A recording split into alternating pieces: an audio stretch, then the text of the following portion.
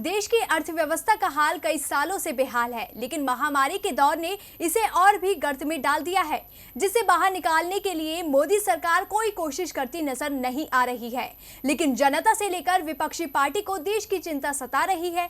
इसलिए खुद पूर्व प्रधानमंत्री और अर्थशास्त्री मनमोहन सिंह ने सरकार को सलाह दी है। उन्होंने कुछ ऐसे टिप्स बताए हैं जिससे देश के विकास को रफ्तार दी जा सकती है। एक रिपोर्ट देखिए।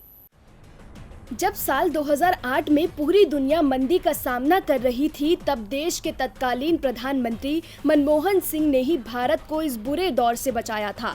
उन्होंने अपनी पूरी सूझबूझ से देश की अर्थव्यवस्था को संभाला था।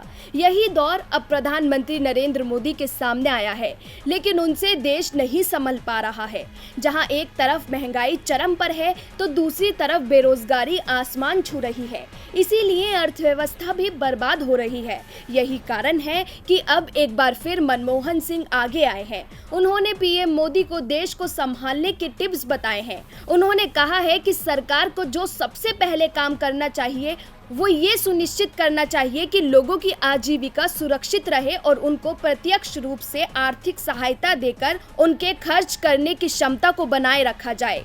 उनका दूसरा सुझाव ये है कि सरकार को सरकारी क्रेडिट गारंटी कार्यक्रमों के जरिए व्यापार और उद्योगों को पर्याप्त पूंजी उपलब्ध कराना चाहिए। उन्होंने कहा कि तीसरा काम ये करना होगा कि उसे फाइनेंशियल सेक्टर में संस्थागत स्वायत्तता और प्रक्रियाओं के जरिए सुधार लाना होगा।